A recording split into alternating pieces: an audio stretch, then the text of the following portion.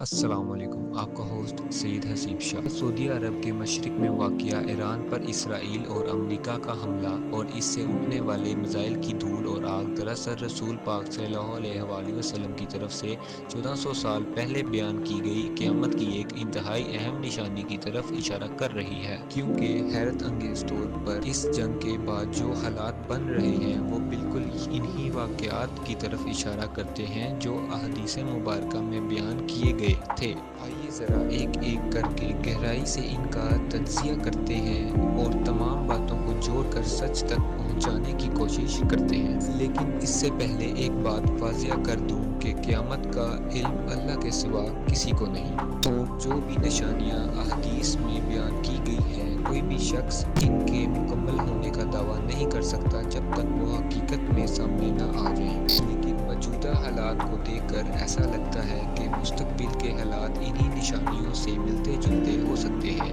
اسی لیے حدیث بہت اہم ہوتی جا رہی ہے۔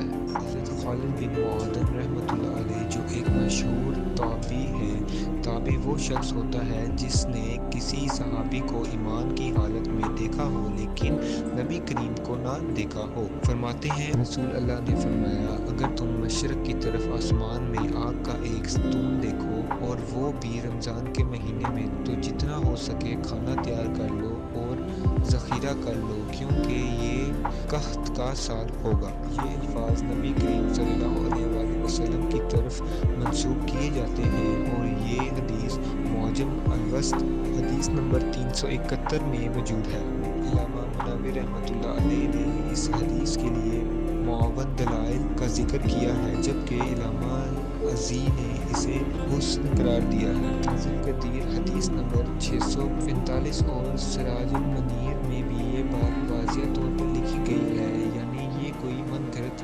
روایات نہیں۔ اب ذرا اس حدیث کے لفظ پر غور کریں۔ رمضان میں جنگ کی شروعات، سعودی عرب کے مشرق میں ایران، فضائی حملوں کے بعد آگ کے بادل یا ستون اور پھر خوراک کی قلت، یہ سب چیزیں آج کل کے حالات سے ملتی جلتی دکھائی دیتی ہیں۔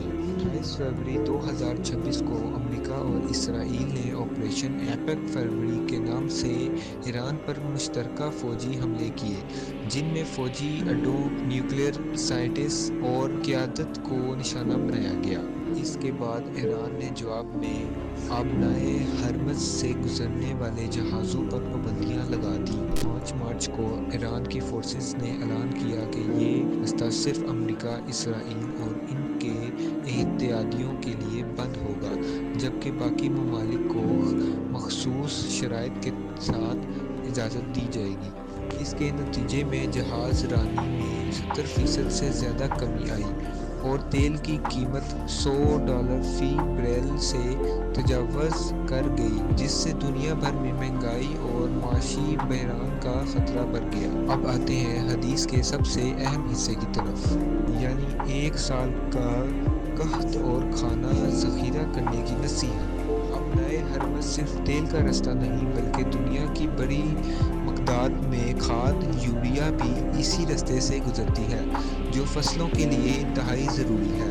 اگر کھاد، بیج اور زرعی وسائل نہ ہوں تو فصلیں نہیں ہوں گی، اور اگر فصلیں نہیں ہوں گی تو خوراک کہاں سے آئے گی؟ اسی وجہ سے خوراک مہنگی ہوگی یا دستیاب ہی نہیں ہوگی۔ دنیا بھر میں گندم، چاول، مکئی، چینی اور دیگر غذائیں اسی نظام سے متاثر ہوتی ہیں۔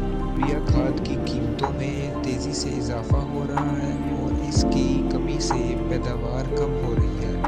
نتیجتاً عالمی سطح پر خوراک کی کمی اور مہنگائی بڑھ رہی ہے۔